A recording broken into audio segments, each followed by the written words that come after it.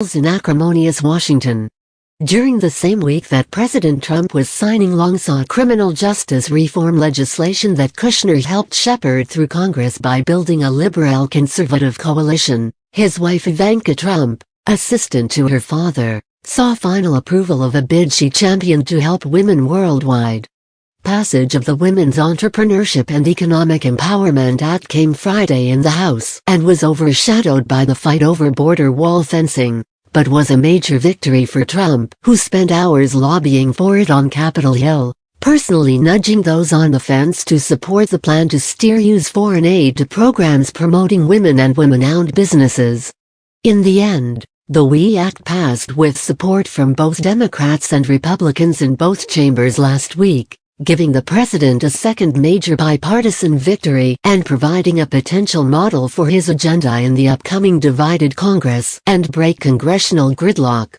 The president plans to sign the legislation soon. "Another legislative priority of mine just passed the Senate, the WE Act," tweeted Arkansas Republican Senator John Boozman. He added, "It will help elevate and empower women in the global economy. Thanks to Senator Cardin, our colleagues, as well as the advocacy of Ivanka Trump, others who helped me champion this bill. We did it." Like her husband's work on justice reform, Middle East peace, and other key issues, Ivanka Trump has been busy with her own portfolio of Trump agenda items such as job creation and empowering women. She recently joined the vice president at the inauguration of the new Mexican president and had a role at the G20 meeting in Argentina.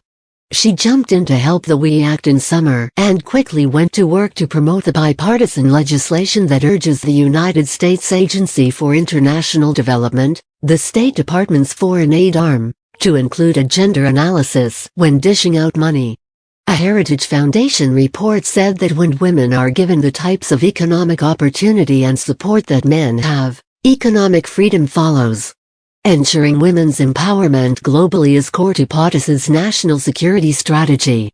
Women are one of the greatest under-tapped resources for accelerating global economic growth, ensuring stability, peace, Ivanka Trump tweeted. Associates said that even while she was spending hours as the president's job czar, she worked to push the WE Act, meeting with lawmakers and outside groups to build support. Trump also worked with departments and agencies to coordinate high-level engagement and to ensure consistent messaging, according to officials. Final passage was not a lock, because some conservative groups oppose the gender analysis language. But associates said Trump worked to convince lawmakers that the legislation would be a huge benefit to especially poor women in countries USAID operates in.